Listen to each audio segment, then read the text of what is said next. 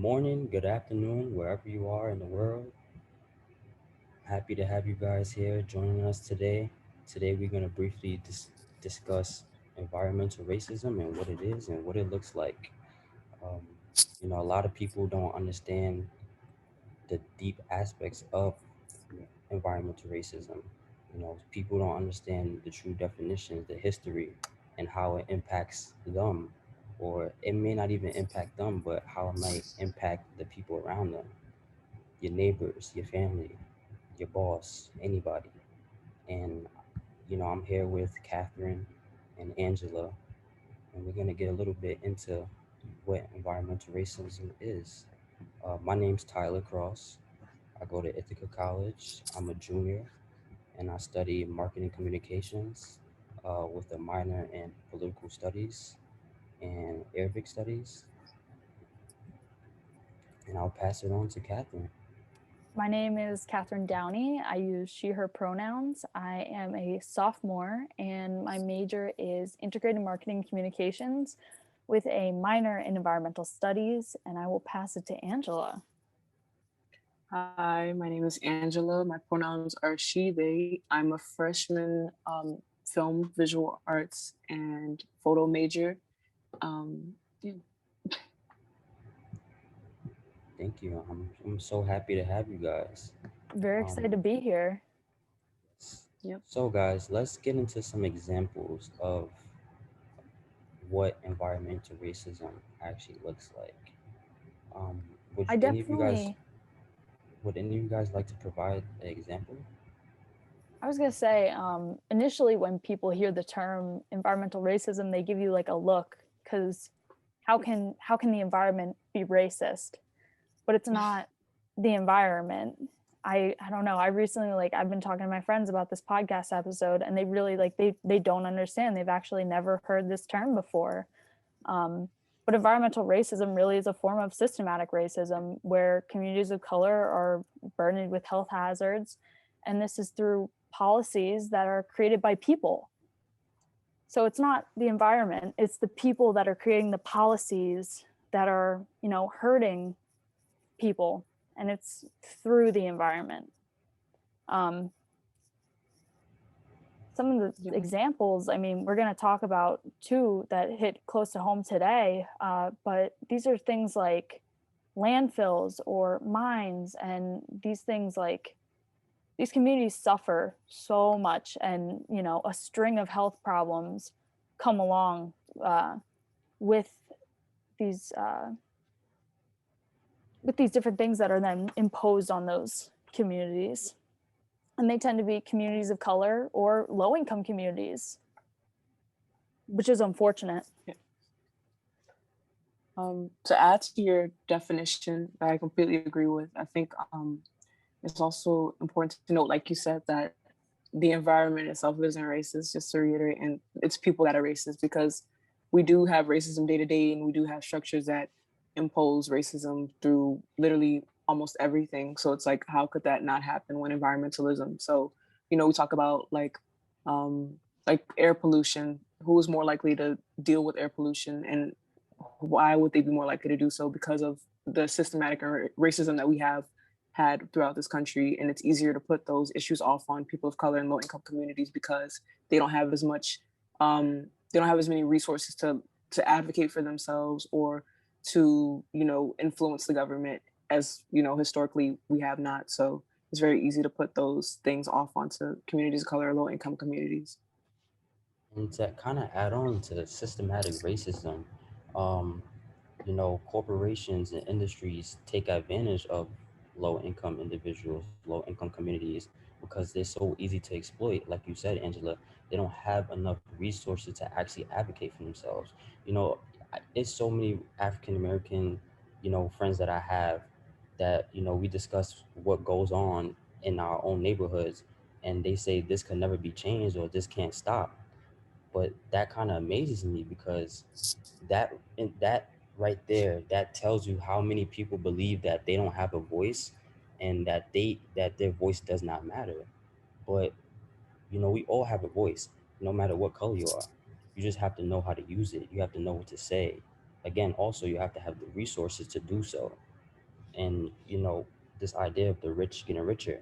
Who, if you search up who owns factories, who owns the largest companies, let's see their faces. You know what I'm saying?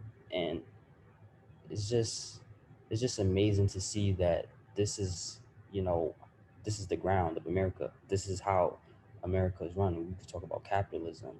Um, it's just insane.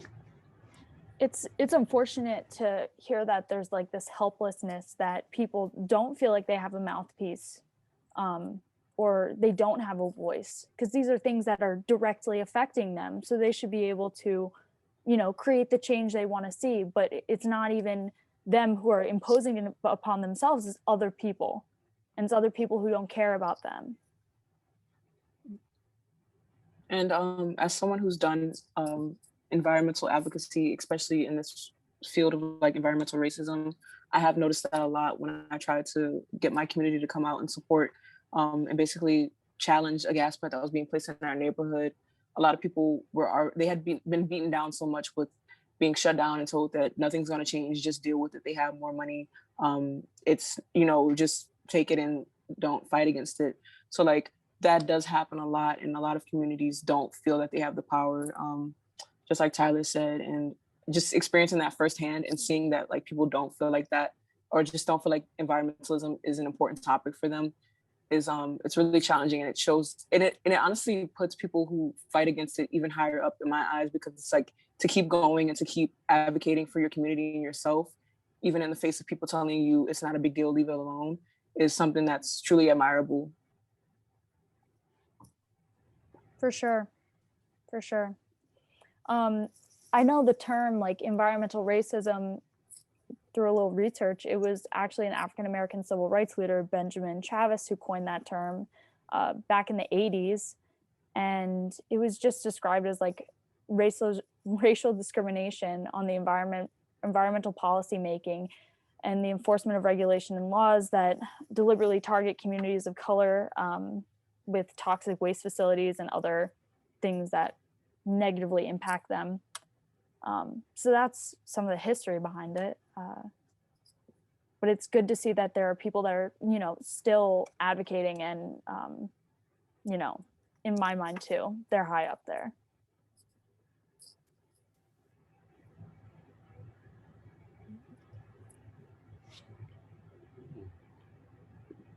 We I could think get a this little might bit be into a, oh, Tyler, go ahead.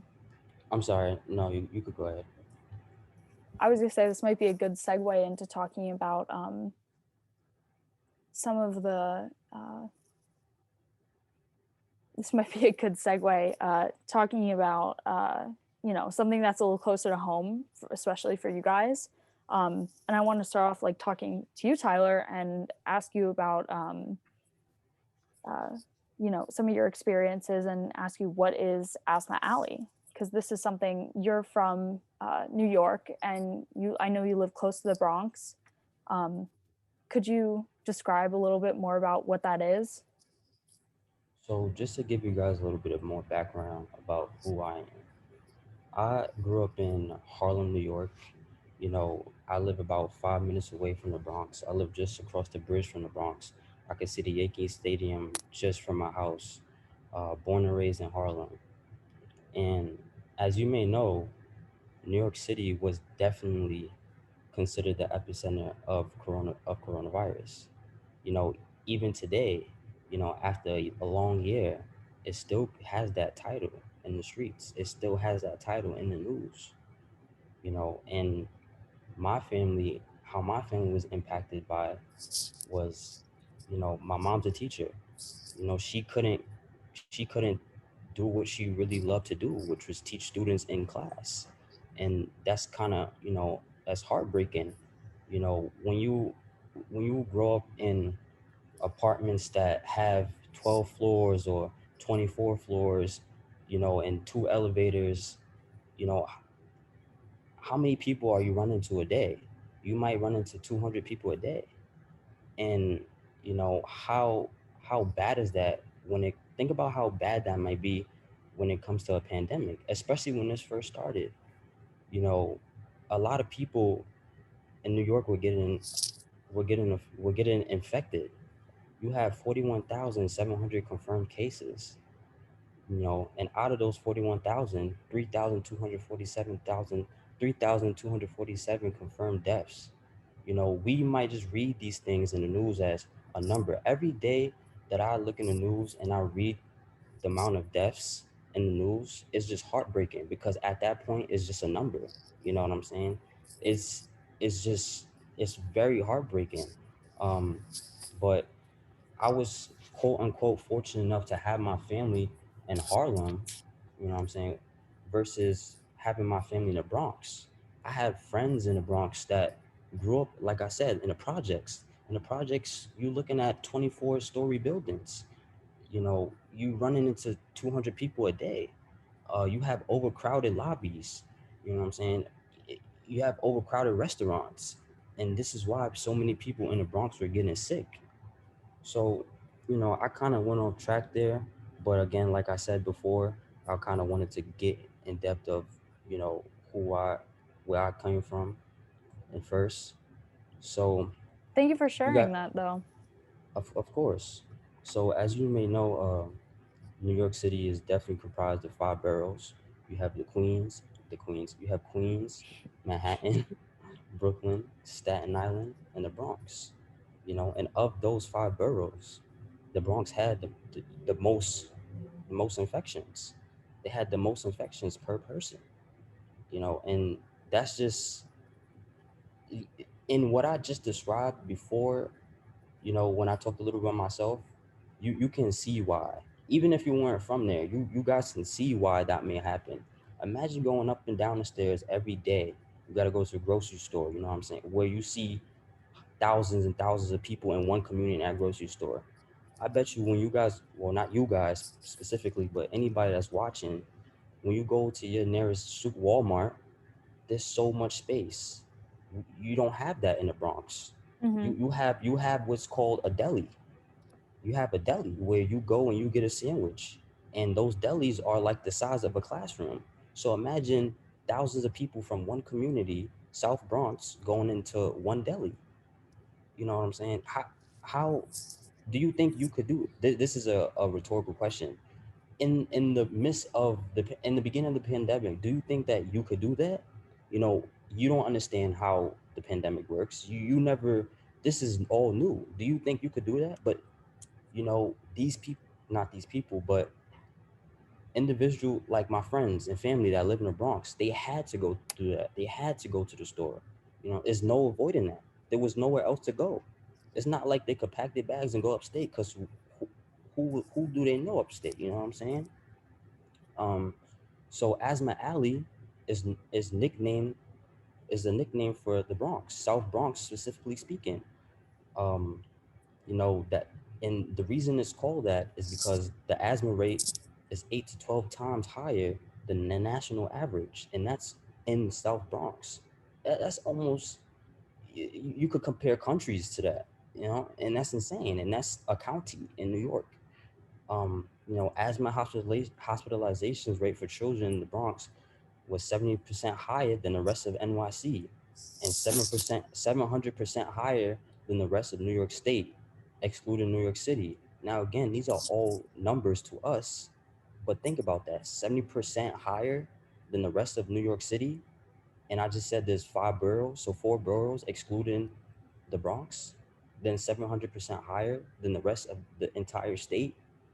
That's just, I, I can't believe that. A But lot of people, like, you can't even put those numbers into perspective because they are just numbers. But it's like when right, you're in that and you're living it, and those people are your family and friends. That's a lot to think about. And as you mentioned before, like, a lot of these people don't have the privilege to, like, go, like, live in, have they don't have the privilege to stay at home. When say people are saying, oh, just stay at home, stay safe, stay away from people, it's like, I can't. I live in an apartment building where I'm constantly seeing people, and that's just life. Like, how are you supposed to avoid people? And I also wanted to mention, supporting what you said, according to the CDC, COVID-19 cases are much more severe to people with health conditions aggravated by pollution.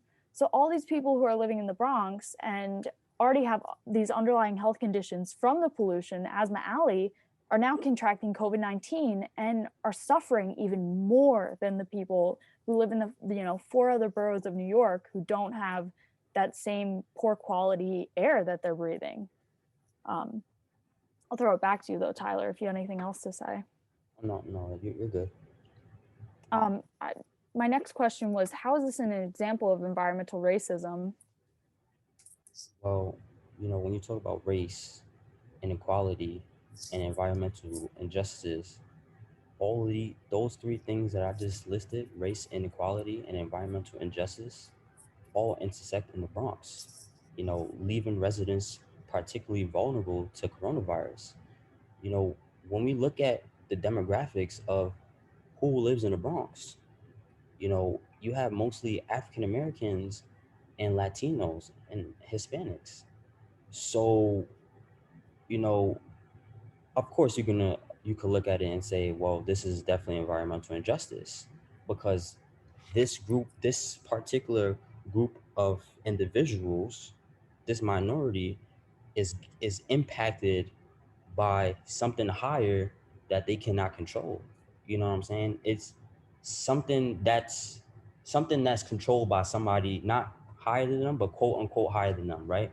When we talk about hierarchy, you know, in our introduction, we talked about capitalism and industries taking advantage of individuals who don't have the resources to do anything. Well, here you have it. In this example, you have individuals who are in a predicament that don't have the resources to remove to they can't even remove themselves out of that situation. You know what I'm saying? Again, they can't just leave. They have nowhere to go, and that's also where the injustice comes in, because nobody's helping them. You know what I'm saying? Again, we read this as numbers. So somewhere up there, somewhere, where somebody has quote unquote power, this hierarchy, this hierarchy institution that we live in, that we see in the media. They see this. Obviously, this is in the media, and the media is a hierarchy institution, right? So you would think that they would say, well, we have the power and resources to do something about this, but they're not. They just read this, or not even read it, but they're like, okay, what does that have to do with us? Because they're not in that predicament. You know what I'm saying? And it makes me even more upset because I'm not in that predicament. I'm not in that predicament. I I eat good. I sleep well. My family's well, but that doesn't. We're all humans at the end of the day. That's what makes me upset, is that people don't see it as this is another human being. You know what I'm saying? People just read things, read that people die, and I don't really take things to the heart, but I do. Sometimes I look at things and I say, this could be done better, or if I was in this position, I would do this. Why? That's just because that was not only how I was raised, but also what I taught myself. We all go to a very prestigious institution where we're learning every single day. So I think that's, I'm kind of going off track here, but that's why we get so upset about this topic about environmental racism, because we're educated individuals, and you know we we don't know everything, but we know enough to want to do something different. You know Mm-hmm. what I'm saying? So yeah, that's, to answer your question, that's how it's related. And I hope, the people that's watching this would do their own research, because there's only so much that we could say in this podcast. There's almost so much knowledge. We're giving basically an intro to what this is, and hopefully you guys want to dig deeper and find out what this is really about. You know what I'm saying? Yeah, it definitely, people listening, this is an issue that's happening in our own backyard. It's not something like the ice caps melting, Right. those are things that you can kind of put in the back of your head. But Tyler, you mentioned like these things are on the news, and like these things are happening, and this is something that I feel like, if people do a little bit more research, like these are things that can be hopefully changed for the better in the future. It's and it's easier said than done. um, but I want to ask Tyler, what was your call to action in relation to this, and like why do you find this issue so important? Well, I would have to say, getting my friends. First thing I wanted to do was get my friends on board. With I have very so I try not to talk politics with my friends, right? And we have very in-depth conversations, especially about stuff like this. When you talk about environmental racism and environmental injustices, right? It gets into it starts out as a conversation and then it gets to a heated debate because it's like, what can you? Some people ask, what can you do? Like you were saying before, Angela. Some people ask, what can you do? Or there's nothing that we can do, so we might as well mind our business. However, I will have to respectfully disagree with that because just us having this conversation right here spreads awareness, and you never know who that might get to. You know what I'm saying? We have people in this day and age that have no fear. They have no problem speaking their mind or their heart. So if that gets to the right person, yeah, you might not be the person that's going out front and speaking about it, but whoever ear that just got to, you know, they know about it and they're gonna try their best to do something about it. So the first thing I will do is, spread awareness, talk to my friends about it. Um, why this is so important to me is because I'm from the city. I live just minutes within minutes from the Bronx, and I have friends and family in the Bronx. Um, so that's how it doesn't impact me directly, but it impacts me in a big way. Because let's say, God forbid, at the heat of the pandemic, that I lost a family member. You know how many people lost family members, and it's so sad because you never know. You could be in class with somebody, and they could have lost a family member, or their entire family might have coronavirus, but you'll never know that. You know, so yeah, that's kind of why that's kind of my call to action and why it's so important to me. Yeah, it makes sense. What do you think will happen if these issues aren't addressed in the near future? What do you think could happen to the Bronx or to the people that live there? Well, respectfully, I don't think that the Bronx is always going to be there, right? But will the people always be there? That's just a whole nother conversation that we would have to have, because when you talk about will the people still be there, well, the people that live there are not only impacted by environmental injustices, but what we know as redlining and other things in that manner. But we're not going to really get to that because that's a whole nother conversation. But how people, the Bronx is always going to be there, for one. Number two, how the people that live there are impacted daily. You have more deaths every single day. You have more chances of, it's like a war zone, right? You step outside, you're automatically at risk of either, getting really sick or dying. And that's how you have to view it, because it's no point in time where you're in the Bronx and, you're not seeing someone or it's not overcrowded. I promise you, if you go to South Bronx, just because that's where all this, like, you have a strip, right, where all the stores are, right? If everybody has to go there for their own convenience, and that's the only place where they have like a grocery store, clothing stores, uniform stores, of course you're going to see everybody that lives in that vicinity go there because they have nowhere else to go. When you guys get a chance, I want you to search up Fordham Road. Just look at a YouTube video of what Fordham Road looks like on a daily basis. You can see what it looked like before the pandemic, and you can even see what it looked like during the pandemic. And I promise you, it really did not change because, again, so the South Bronx is always going to be there. The people, they might not always be there because it's just, again, of how many Hmm. things that impact them in their lives. And it's not that they're not going to be there because they could get up and move necessarily, but they're not going to be there in the sense that they could die. Literally, they could either die or Are you referring when you anything. say they could die, this is like Mhm. pandemic induced, or is this more Pandemic. so the This is more so pandemic induced when I say that okay? they could die But I mean, of because course, there's definitely like a role that, the air pollution plays into the pandemic, so they kind of go hand in hand in a sense. Yeah, and I kind of want to speak about so my personal experience on air pollution. You have, if you have an iPhone, you have the weather app, right? And if you look at the weather app at the very bottom, you can see the actual air quality. And I promise you that 9 out of 10 times, 5 out of 7 days of the week, that air quality in the Bronx says poor.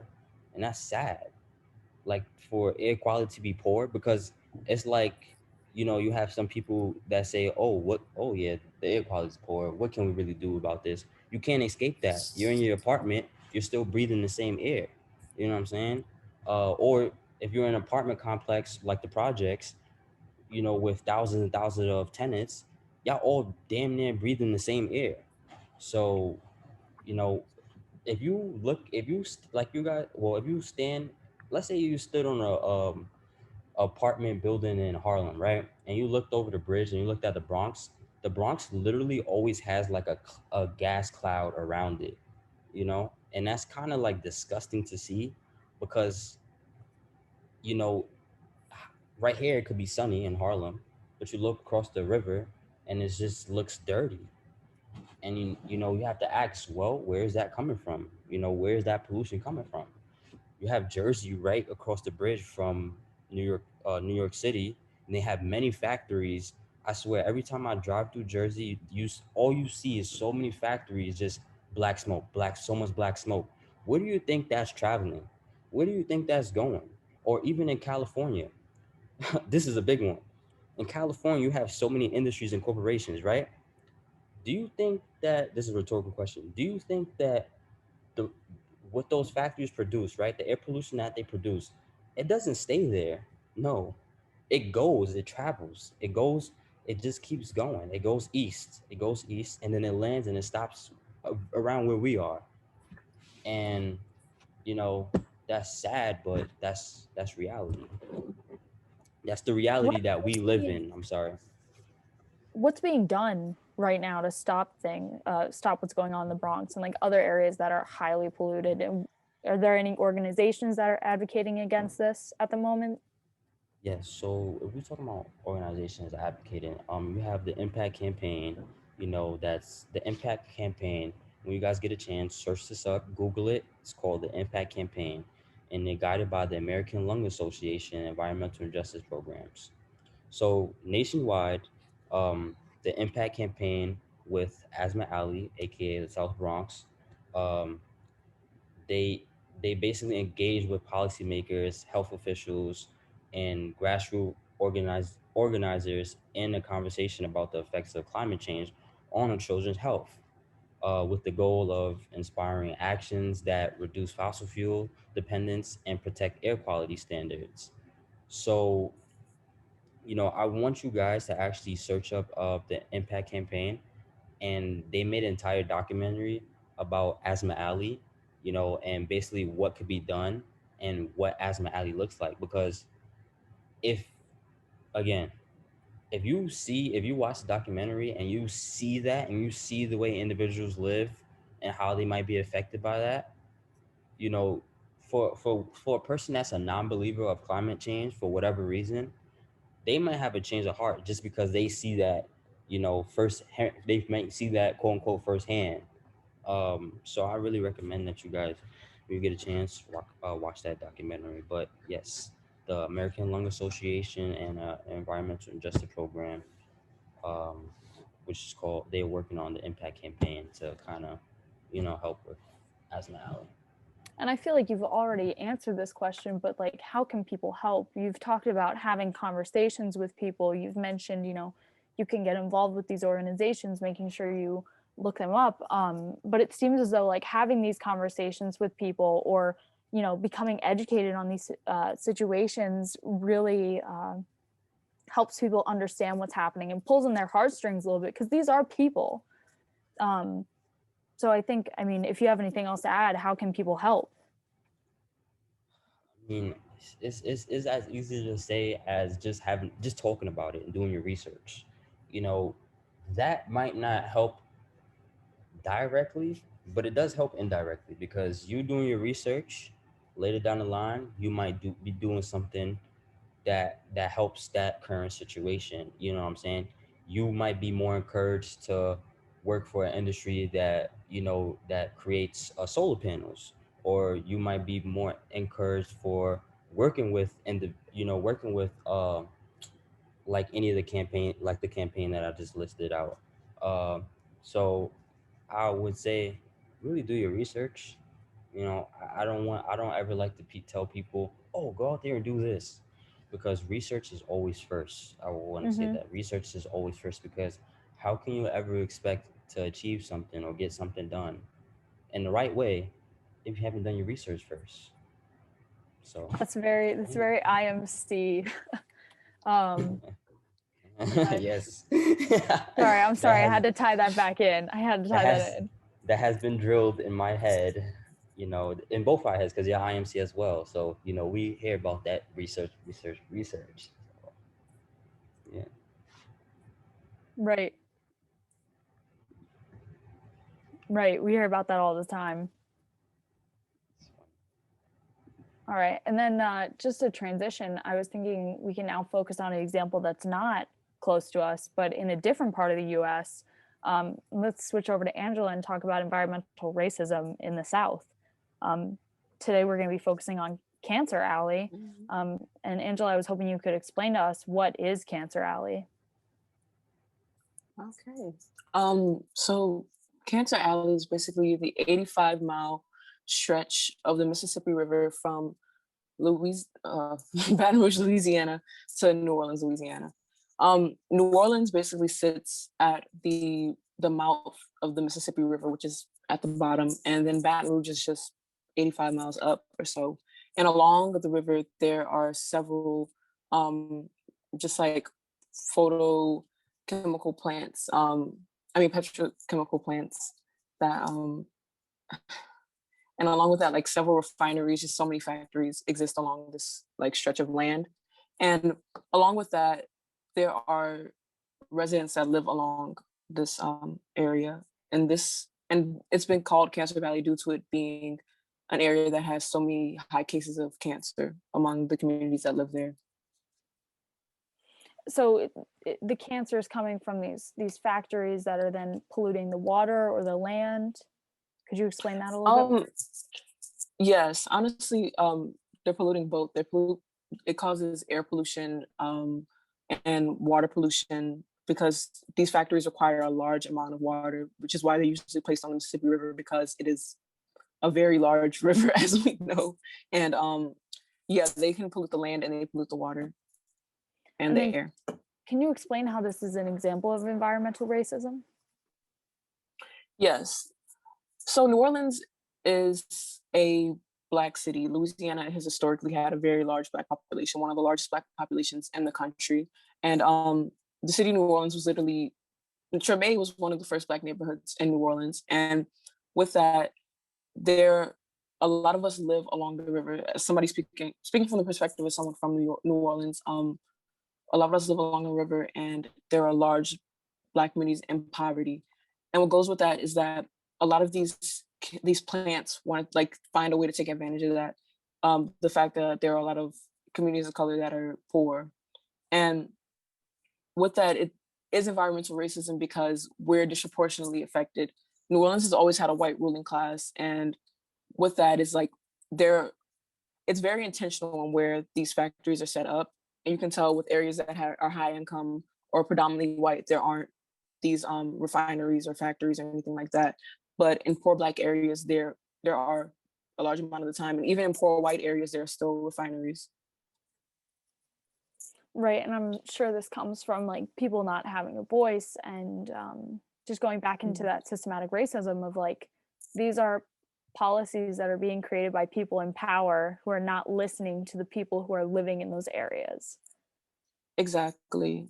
And I would say that's been my call to action for this because I didn't even know about Cancer Alley, to be honest with you. Even somebody growing up in New Orleans, it's not something that I would actively think about. My call to action was really a separate issue where a gas plant was being placed in my neighborhood So I lived on the outskirts of New Orleans in New Orleans East, which is it's a pretty populated area. It's mostly Black, and there's a population of Vietnamese. There's a Vietnamese community also. So basically, our city wanted to put a gas plant in an area where there was a gas plant before, but obviously that was an issue because low-income people who have high rates of asthma from Cancer Valley itself, um, now trying to make that worse, and also the idea of just not shifting away from these outdated, to be honest, outdated ways of getting energy when there are renewable options. So that was not called an option mainly because I didn't think about environmentalism as somebody who grew up in poverty. It wasn't the main thing on my mind all the time, but Yeah. um, now it's a call to action for me because I know how important this is and how especially important it is for my community. I feel like the issue with this is that there are people who are a lot of very active in environmentalism. There are a lot of people who are active about it because they want to save the earth, or they are passionate about you know, decreasing the effects of climate change, which is great and like it means a lot. But there are also communities that have who are in more dire situations and need the action right now. It means a lot more to them because they're directly affected by it. It affects the hope of not only themselves but their kids, future generations, and all of those things. And I think that it's really important because sometimes we forget that aside from like recycling, there are people who are actually dealing with you know, what's going on with actual plants that are releasing toxins into the air and dumping in their neighborhoods, and you know, these refineries that constantly release toxic fumes into the air like every single day. And to add to that also, I one thing I've noticed growing up in New Orleans is that there are whole towns that just smell horrible, like not even to like, you know, to put them down or anything, because it's literally not their fault. People that live there's fault. It's they have the scent of refinery, like the smell itself. You can smell the chemicals that are in the air. There have even been accounts of people saying that they've experienced yellow rain and situations like that. And it's honestly, it's disgusting because we normalize it. It's normal to just be like, oh, that's the town where it smells like, you know, refinery chemicals, and that's that. And it's okay for them to do that. There's no questions being asked when literally like clean air is a right to anyone, if that makes any sense Right. to say. Yeah. And I just want to add uh along with that, I feel like this is similar to Asthma Alley because there are it's the same situation with asthma and people saying, oh, because there aren't these visible ailments, like asthma isn't visible and it's hard to pinpoint where the asthma comes from because, you know, it's a respiratory disease that you're honestly born with, or can you develop asthma later in life? I'm not sure. You can be born with asthma. My sister had asthma as a kid and then like eventually Yeah, went away. But yeah, I mean those things can be developed. Some people like yeah, cancer, that sort of thing. You know, if it doesn't yeah. run in your family, like where did it come from? Where's it coming from? Yeah, Right. exactly. And I feel like that adds to the Bronx conversation because it's like Black people, there hasn't been research to say that Black people are inherently um, more likely to get asthma. So it's like, where's the thought behind saying, where's this coming from? Because we obviously have linked toxic chemicals in the air to respiratory issues, and it's showing the data, it's all there. So it's like, why aren't these issues being talked about? As Tyler said, like, why isn't there an actual conversation happening? And I feel like this is similar because this New Orleans, like I said, is a majority Black city, 60% Black, and along the Mississippi River, it's still Black. Up into Baton Rouge, 58% Black. You know, Louisiana, like I said, is a Black state pretty much. And I think that people forget that, and they also ignore that blatantly because there's so much money in the and oil and gas and all those like those chemical industries.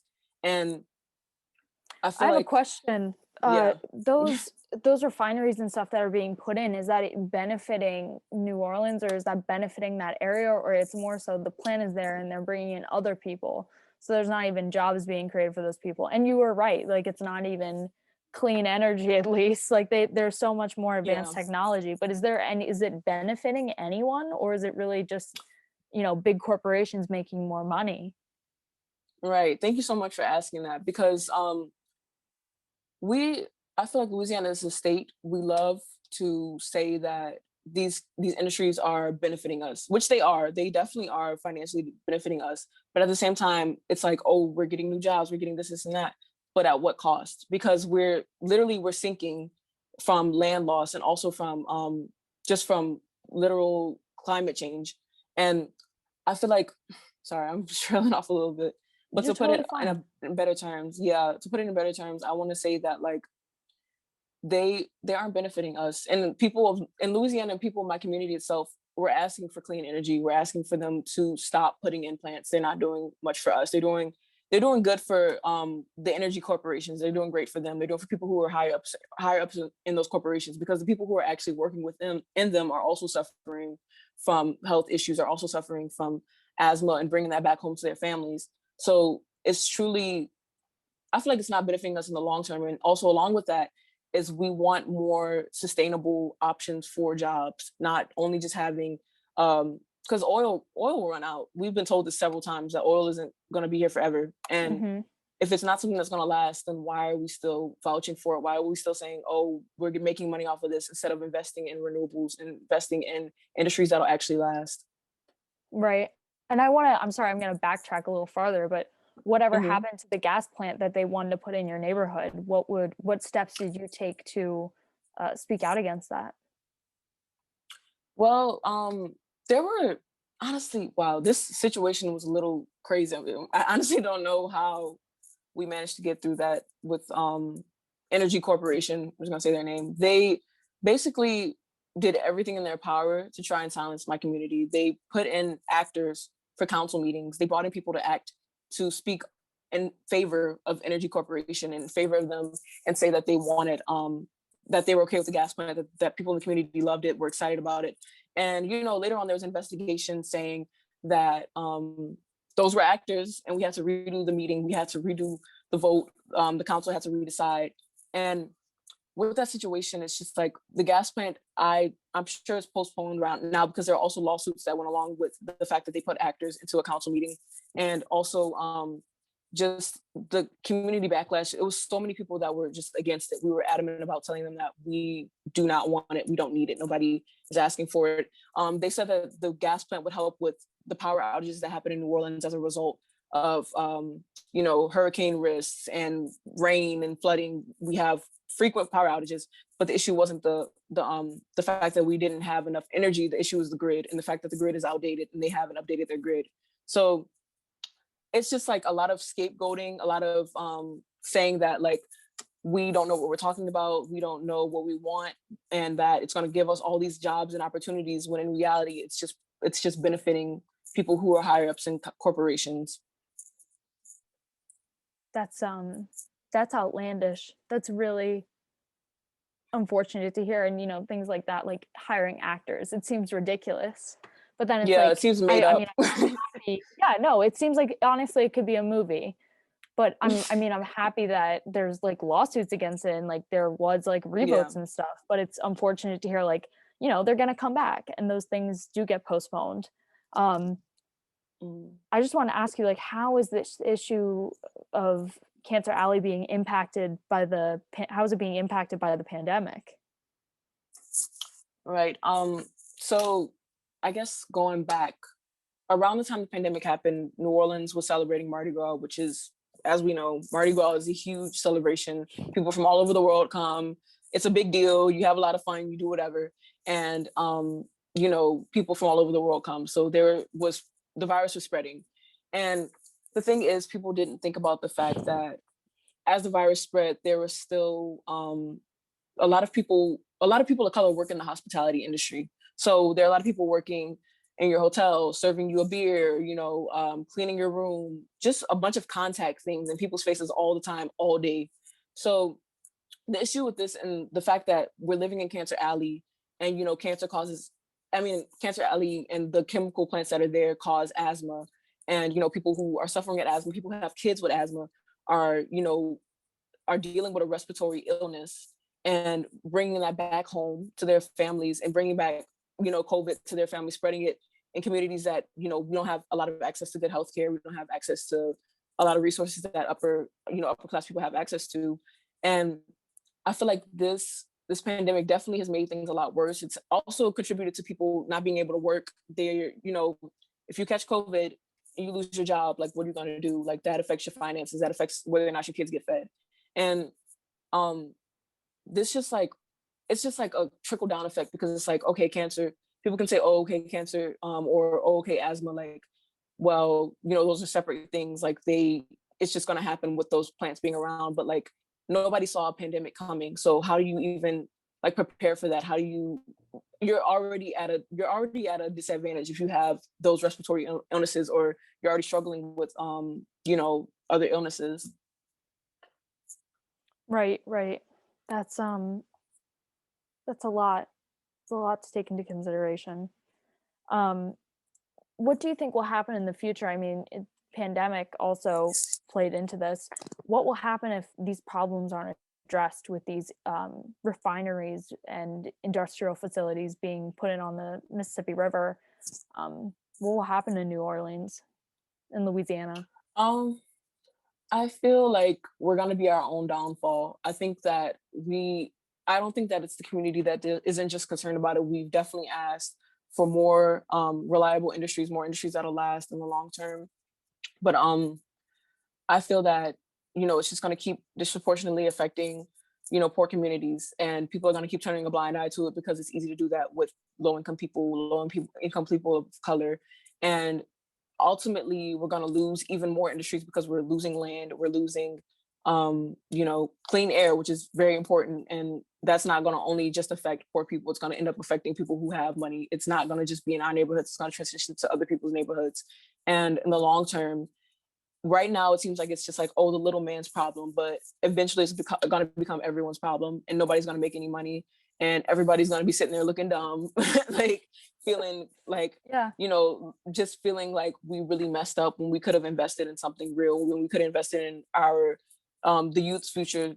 Our city doesn't invest in the youth, they don't invest in our future, they want to invest in whatever they can profit on right now, right in this moment. And right now it's oil, but in some years it's not going to be oil anymore, and the land's going to be gone, we won't be able to get it back. So what's going to happen, nobody knows until we actually take action, until we actually address the issues that are happening. Because if a hurricane comes, or another natural disaster happens, like where like like there's not going to be anything for us to really come back to, because Yeah. we are so dependent on the environment, and we don't even realize that our livelihood is the environment.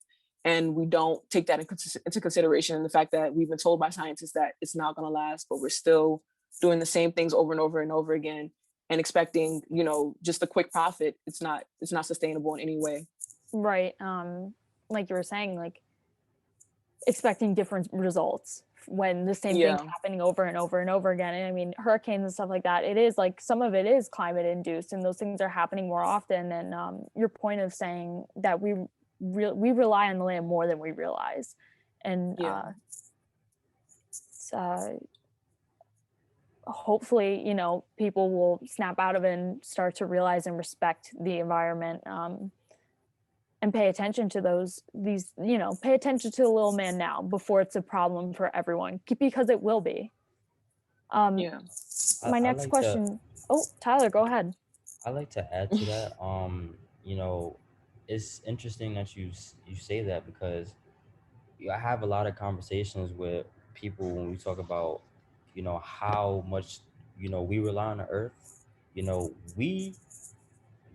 need the earth. The earth doesn't Mhm. need us. If we all died and this, That's no, true. for real, if we all died millions and millions of years from now, then the earth will find its way to grow, because we're not here, we're not harming the earth anymore.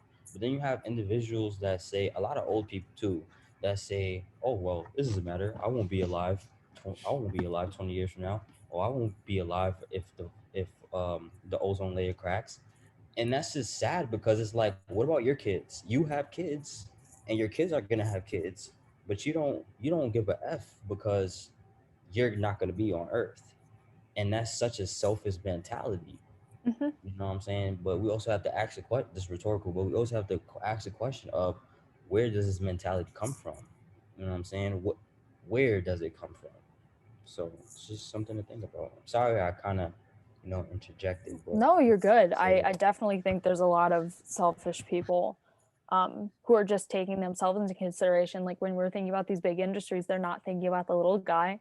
They're thinking about the profit that they're going to make now. They're not thinking about the future. They're not thinking about, the harm they're causing on the earth, which is unfortunate because, we're going to be the future, and they're basically handing us this dumpster fire and saying, deal with it. Like, you got it. You'll figure it out. And it's not going to be good. Um, my next little segue, what organizations are advocating against this, and what's being done right now to hopefully improve the situation in Cancer Alley? Yeah. Some organizations that are helping out with this right now are Rise St. James. I think they're community based. They're based in St. James Parish, which is um the parish that's been adamant about this because they are really struggling with corporations continuously trying to come in and put in plants and take advantage of the poor community there. And another one is the Louisiana Bucket Brigade, and these are both they're both local organizations and they're both community ran, which is good because if you're donating, it's going directly to the people who are advocating on the front lines and putting in their effort and putting up the fight for change. Hmm. That's awesome. And then how can people help? Because right now, we're in Ithaca, New York, and that's Louisiana. That seems like very far away. But how can people help? Yeah, I'm going to say the first easiest one is just donate. And along with that, I think that one thing that I've noticed as somebody from the South who has like moved up north, I think another thing has been like attitudes about certain issues that happen within the South. And what I want to say with that is that some people think like, oh, like certain parts of the South are backwards, they're behind, there's never going to be any progress with them. It's not worth, it's not worth caring about in any way. But we fail to realize that even if it's happening in the South and you live up in New York State, you're still most likely getting goods that are transported through the port of New Orleans. And if you're going to be a tourist, like you should care about the people who are serving you and taking care of you when you are a tourist. And along with that, just the attitude of like just being there to support the communities that are speaking, because we're definitely speaking, we're definitely saying what we need to say, we're just not being heard. And then the issue with that is just like people feeling like, oh, like these mindsets that we haven't really like grown out of. It's just like, oh, the South is this, the South is racist, the South is that, which it is and can be in a lot of ways. But there are still communities that are fighting and have always been fighting. The civil rights movement was a movement that started in the South, and they were leaders who spoke against what was happening and put in the work and created a national movement and have been putting in the effort, know how to speak on their own behalf and know how to advocate for themselves. And I feel that it's really just like listening to people, donating, looking for organizations that are small and putting up, their time, their money, and speaking for their community, not people who are just coming in and, speaking over other people, but actually listening and being part of that. And another thing, with the situation with the gas plant that was in my neighborhood, I got, I think there were 2, 3 other girls that I got to join me for speaking with the council. And they weren't, they didn't come from my income range. They didn't come from my neighborhood at all. It really wasn't a problem that they had to think about the gas plant was going to be put in their area, but they still came out as allies and they still supported and they still spoke up and they were heard, and the council listened to them because they were like, okay, this is a different perspective. It's not just like these people who we see as less than us complaining. It's these girls who are from more affluent neighborhoods coming and speaking, and we're going to listen to them. We're going to let them say what they have to say. And, and I love that they did that. And they also uplifted our voices without stepping over us or trying to be saviors in any way. And I thought that was so nice. And like everybody was rallying behind us, and we rallied behind them when they spoke up and helped us out. So, That's awesome. And I'm gonna add to that, just saying like, what can you do right now, our listeners, uh, to be an ally to the environmental justice movement? And just a few quick things is practicing self-evaluation, elevating voices of impacted communities is another big one. Holding your representatives accountable and finding out what situations are happening where you live or close to where you live, or maybe even, on the other side of the country. And then using the power of boycott, because it's all about like you vote with your dollar. you can decide what things happen with your money and who you want to support and the situations they support, because your money is your vote. I just want to have a big thanks for Tyler and Angela for such a great educational conversation. And Thank you, thank you so much Catherine. for sharing your Thank experiences. you. That's all I have for today. And if you guys want to add anything before we close. This was, like I said, this is the beginning to a great series, I believe, because there's just so much to be discussed. And when on in this topic,